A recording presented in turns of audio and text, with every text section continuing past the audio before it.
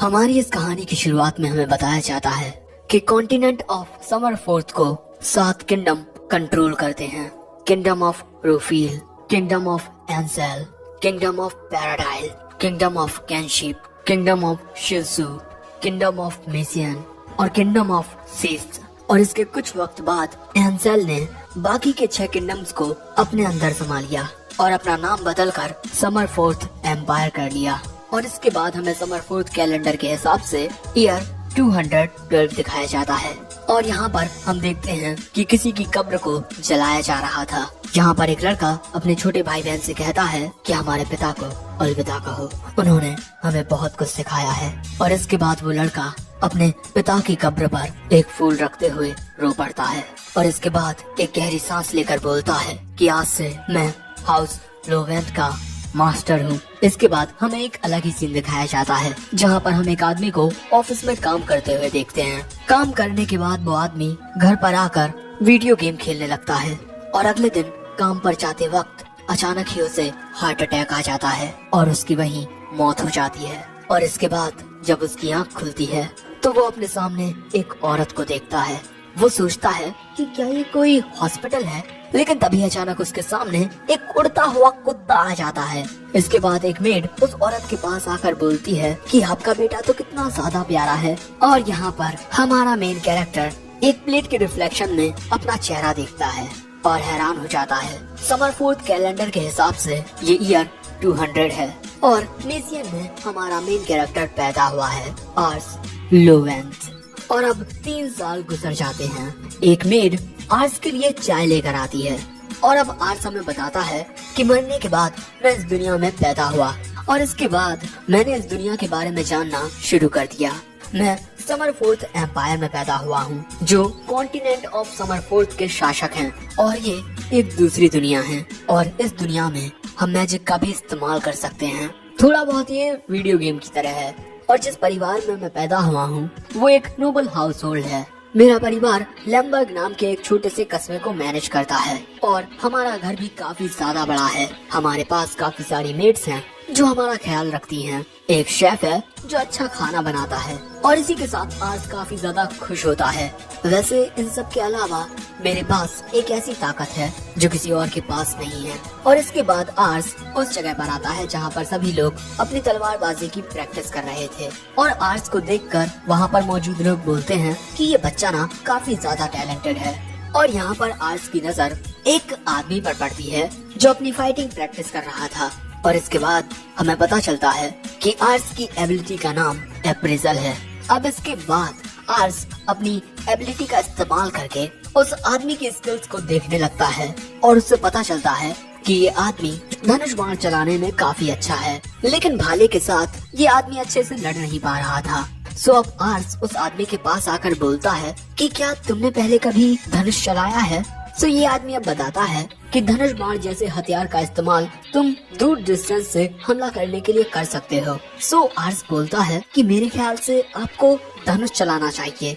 और दोस्तों आर्स की आंखों की चमक देखकर ये आदमी उसे मना नहीं कर पाता, लेकिन इस आदमी ने आज से पहले कभी भी धनुष बाण नहीं चलाया है। लेकिन फिर भी वो आर्स की बात मानकर एक धनुष से एरो को शूट करता है और उसका निशाना बीचों बीच जाकर लगता है। और ये देखकर तो दूसरों के साथ वो खुद भी हैरान हो जाता है। सभी को लगता है कि ये तो बस एक तुक्का था, लेकिन इसके बाद वो और भी कई सारे तीर उसी जगह पर मारता है। ये देखकर सभी लोग उससे बोलने लगते हैं कि तुम्हें तो एक आर्चर होना चाहिए, तुम्हारे पास ये पैदाइशी टैलेंट है। अब अपनी तारीफें सुनकर वो आदमी भी खुश हो जाता है। लेकिन इसके बाद एक आदमी आर्स से पूछता है, आपको ये पता कैसे चला कि मिलियस के पास धनुष बाण चलाने का टैलेंट है। लेकिन आर्स इसका कोई जवाब नहीं दे पाता, इसी वजह से सभी लोग उसे घूरने लगते हैं। सो तभी आर्स कह देता है कि ये मेरी अंतरात्मा ने मुझसे कहा और सभी को उसकी बात पर यकीन हो जाता है। अब इसके बाद आर्स सोचता है कि अपनी इस स्किल का इस्तेमाल करके मैं दूसरों की एबिलिटीज को चेक कर सकता हूँ, लेकिन ना जाने क्यों मैं इसका इस्तेमाल खुद पर नहीं कर सकता। अब इसके बाद डिनर के वक्त आर्स के पापा उससे कहते हैं कि मैंने सुना कि तुमने मिलियस का टैलेंट खोज लिया था। आर्स कहता है कि हाँ। अब आर्स हमें बताता है कि ये उसके पिता हैं जो हमेशा जरा गुस्से में दिखाई देते हैं, लेकिन मेरे पिता एक बहुत ही ज्यादा होनहार आदमी है जो अपनी ताकत और कड़ी मेहनत के बलबूते पर एक किसान से नोबल बने हैं और वो अकेले ही 10 आदमियों का सामना कर सकते हैं। अब आर्स के पापा उससे कहते हैं, मैं चाहता हूँ कि तुम अपनी इस काबिलियत को और निखारो। एक दिन तुम इस कस्बे के शासक बनोगे और दूसरों के टैलेंट को पहचान पाने की काबिलियत बहुत ज्यादा जरूरी होती है। और इसके बाद आर्स के पापा अपने हिस्से का मीट भी आर्स को दे देते हैं ताकि वो तेजी से बड़ा हो। और इसके बाद आर्स और भी ज्यादा मेहनत से नॉलेज इकट्ठा करने लगता है और इसी दौरान उसे एक बात समझ आती है कि उसका आने वाला फ्यूचर इतना ज्यादा अच्छा नहीं होने वाला। समर फोर्थ एम्पायर के शासक काफी ज्यादा भ्रष्टाचारी हैं। इसी वजह से लोग उनका काफी ज्यादा विरोध करते हैं और काफी सारे दूसरे नोबल्स तो विद्रोह करने के बारे में भी सोच रहे हैं और इसी वजह से काफी सारी लड़ाइयाँ होती हैं। और अगर ऐसा ही चलता रहा तो जल्द ही पूरा का पूरा साम्राज्य मिट्टी में मिल जाएगा। और अगर ऐसा हुआ तो एक शासक होने के नाते मुझे भी अपनी सेना के साथ लड़ने के लिए जाना पड़ेगा। और इसके बाद आर्स सोचता है कि क्या मुझ जैसा एक बच्चा लैम्बर्ग के लोगों की हिफाजत कर पाएगा। सभी लोग मेरे साथ बहुत अच्छे से व्यवहार करते हैं, इसी वजह से मैं उनकी हिफाजत करना चाहता हूँ। और तभी आर्स को अपने पिता की कही बात याद आती है कि दूसरों के टैलेंट को परखने की काबिलियत बहुत ज्यादा जरूरी होती है। और अब इसके बाद आर्स यहाँ से चला जाता है और अब हम उसे बाजार में देखते हैं। यहाँ पर एक आंटी आर्स को पहचान लेती हैं और पूछती हैं, क्या तुम शॉपिंग करने के लिए आए हो? आर्स बोलता है कि हाँ, कुछ वैसा ही। और इसके बाद आर्स वहाँ पर मौजूद लोगों की स्किल्स को चेक करने लगता है, लेकिन उसे कोई भी काबिल इंसान दिखाई नहीं देता। और हाँ, अपनी स्किल का ज्यादा इस्तेमाल करने की वजह से उसकी आंखें भी दर्द करने लगती हैं। लेकिन तभी हम देखते हैं कि एक औरत एक लड़के को धक्के मारकर अपनी दुकान से बाहर निकाल देती है। इस आदमी की हालत बहुत ज्यादा खराब होती है और वहाँ पर मौजूद लोग उस लड़के को बड़ी बुरी नजरों से देख रहे थे, क्योंकि ये एक मालकन है। मालकन वो लोग होते हैं जो समुद्री यात्रा करके समरफोर्थ आते हैं और वो मालकन गुलाम होते हैं। यानी कि दोस्तों, ये लड़का भी एक गुलाम है। सो अब आर्स उस लड़के के पास एक ब्रेड लेकर जाता है। वहाँ पर मौजूद लोग आर्स को पहचान जाते हैं कि ये तो हाउस लॉवेंट का वारिस है। दूसरी ओर वो लड़का हिचकिचाते हुए उस ब्रेड को लेकर खाने लगता है और ये खाते हुए उसकी आंखों से आंसू निकलने लगते हैं। और अब आर्स इसको चेक करता है और दोस्तों, ये लड़का बहुत ज्यादा टैलेंटेड होता है, बिल्कुल एक असली वॉरियर के जितना। और ये देखकर आर्स खुद भी हैरान हो जाता है। इस लड़के के सारे स्टेटस काफी ज्यादा हाई होते हैं। ब्रेड खाने के बाद वो लड़का आर्स का शुक्रिया अदा करके वहाँ से जाने लगता है। सो आर्स भी उसका पीछा करने लगता है। सो वो लड़का बोलता है कि तुम्हें मेरा पीछा नहीं करना चाहिए, लेकिन तभी आर्स बोलता है कि क्या तुम मेरे सहायक बनोगे? और ये बात सुनकर वो लड़का हैरान हो जाता है। अब इसके बाद हमें पता चलता है कि आर्स अपनी स्किल का इस्तेमाल करके बेस्ट लोगों को ढूंढ रहा है जिससे वो अपनी सेना को मजबूत बना सके। अब इसके बाद आर्स उस लड़के को बताता है कि वो इस गांव के शासक का बेटा है। वो उसे अपना क्रेस्ट भी दिखाता है। तुम्हारे अंदर बहुत ज्यादा टैलेंट है, इसी वजह से मैं चाहता हूँ कि तुम मेरे सहायक बन जाओ। वो लड़का बोलता है कि तुमने मुझ पर दया दिखाई है, इसी वजह से मैं नहीं चाहता कि मेरी वजह से तुम्हें कोई परेशानी हो। और अगर मुझ जैसा एक गुलाम तुम्हारे साथ रहेगा तो लोग भी तुम्हारे बारे में गलत सोच सकते हैं। और ये कहने के बाद वो लड़का वहाँ से जाने लगता है। सो आर्स सोचता है कि मैं इसे जाने नहीं दे सकता। सो आर्स उस लड़के से कहता है कि हमारे परिवार का शेफ बहुत ही बढ़िया खाना बनाता है और तुम्हें भी वो स्वादिष्ट खाना खाने को मिलेगा, मीट, केक्स और भी बहुत सारी चीजें। और वो लड़का यहाँ पर आर्स की बातों में आ जाता है और अगले सीन में ये दोनों आर्स के घर पहुँच जाते हैं। और इसके बाद जब ये खाना खाने के लिए जाते हैं तो रेड्स को मामूली सा खाना दिया जाता है। वो मीट कहती है कि माफ करना, लेकिन हम आपको लॉर्ड आर्स जैसा खाना नहीं दे सकते। और इसके बाद एक बटलर कहता है कि आपको इस घर के अंदर लॉर्ड आर्स की रिक्वेस्ट की वजह से आने दिया गया है, वैसे आप अपना खाना खत्म करके यहाँ से जा सकते हैं। सभी लोग रेड्स को बहुत बुरी नजरों से देख रहे थे और इस वजह से आर्स को काफी बुरा लगता है। सो इसके बाद आर्स अपनी कुर्सी खिसकाकर उसे रेड्स के बगल में ले जाता है और अपना खाना उसके साथ शेयर करने लगता है। एक मेड उसे रोकने की कोशिश करती है। सो आर्स बोलता है कि ये मेरे मेहमान हैं, समझे? सो अब उन्हें आर्स की बात माननी पड़ती है और अब वो रेड्स को भी आर्स जैसा खाना ला कर देते हैं और रेड्स उसे बड़े चाव से खाने लगता है। अब आर्स रेड्स से पूछता है कि आखिर वो यहाँ पर क्या कर रहा है। रेड्स बताता है कि वो पहले आतंकवादियों के एक ग्रुप का हिस्सा हुआ करता था, लेकिन एक लड़ाई के दौरान मैंने अपने साथियों को खो दिया और उसके बाद मैं अकेला पड़ गया और चारों ओर भटकने लगा। आर्स बोलता है कि तुमने कोई दूसरा ग्रुप ज्वाइन क्यों नहीं किया। रेड्स बताता है कि एक छोटा सा बच्चा जिसने कुछ भी हासिल ना किया हो, उसे कोई भी अपने ग्रुप में नहीं लेता। अब तभी बटलर बोलता है कि लॉर्ड आर्स, अब आपको अपने गेस्ट को जाने देना चाहिए। सो आर्स बताता है कि ये आदमी मेरा सहायक बनने वाला है, और ये बात सुनकर वो शॉक्ड हो जाता है। और अब ये बात पता चलती है आर्स के पापा को। रावेन आर्स से कहता है कि एक गुलाम को अपना सहायक नहीं बनाया जा सकता, ये बेवकूफी होगी। सो आर्स बताता है कि रेड्स में बहुत ज्यादा काबिलियत है। सो रावेन बोलता है कि माल्कन्स में कोई टैलेंट नहीं होता। ये बात सुनकर आर्स सोचता है कि नहीं, ये लड़का लैम्बर्ग के फ्यूचर के लिए बहुत ज्यादा जरूरी है। और अब आर्स बोलता है कि अगर आपको रेड्स की काबिलियत पर भरोसा नहीं है तो आप उसे टेस्ट क्यों नहीं करते। रावेन पूछता है कि आखिर तुम्हें उस पर इतना भरोसा क्यों है। आर्स कहता है कि बस मुझे ऐसे ही पता है कि ये टैलेंटेड है, मेरी अंतरात्मा मुझसे कह रही है। अब आर्स के इतनी जिद करने की वजह से रावेन उसको टेस्ट करने के लिए तैयार हो जाता है और बोलता है कि अगर ये लड़का टैलेंटेड निकला तो मैं उसे एक सोल्जर बना दूंगा। ये बात सुनकर आर्स बोलता है कि थैंक यू, और वो सोचता है कि रेड्स बहुत ज्यादा टैलेंटेड है, वो जल्द ही अपनी रैंक में टॉप पर आ जाएगा और इसके बाद पापा को उसे प्रमोट करना ही होगा।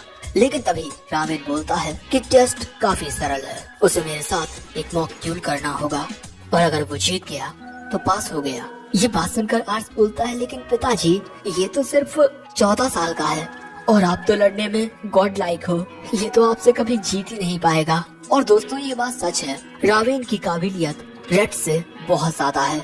और तभी रावेन बोलता है कि मैं इसके साथ पूरी ताकत से नहीं लड़ूंगा। अब ये बात सुनकर आर्स रेड्स से पूछता है कि क्या तुम इसके लिए तैयार हो। रेड्स कहता है कि हाँ, और इसके बाद ये लड़ने के लिए जाने लगते हैं। लेकिन तभी रेड्स आर्स से पूछता है कि आप मुझ जैसे एक माल्कन को अपना सहायक क्यों बनाना चाहते हैं। आर्स बोलता है कि क्या तुम हाउस लोवेंट के सहायक नहीं बनना चाहते।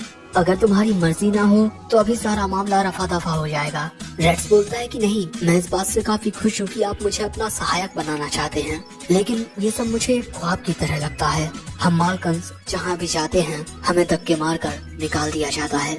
सो तभी आर्स बोलता है कि मुझे तुम्हारी जरूरत है, एक दिन मैं इस कस्बे का शासक बनूंगा और मैं चाहता हूँ कि उस वक्त तुम मेरी मदद करो, मेरा साथ दो। अब आर्स की ये बातें सुनकर रेड्स मोटिवेट हो जाता है और बोलता है कि मैं अपनी पूरी कोशिश करूंगा। अब इसके बाद रेड्स बैटलफील्ड में आ जाता है और रावेन भी उससे लड़ने के लिए तैयार हो रहा था। और अब रावेन रेड्स से तलवार उठाने को बोलता है और बताता है कि वक्त खत्म होने से पहले अगर तुमने मुझ पर एक भी हमला कर लिया तो तुम जीत जाओगे। और यहाँ पर आर्स को लग रहा था कि शायद से रेड्स ये मैच जीत सकता है। वहीं रावेन बोलता है कि अब तक तुमने मुझे अपना नाम नहीं बताया।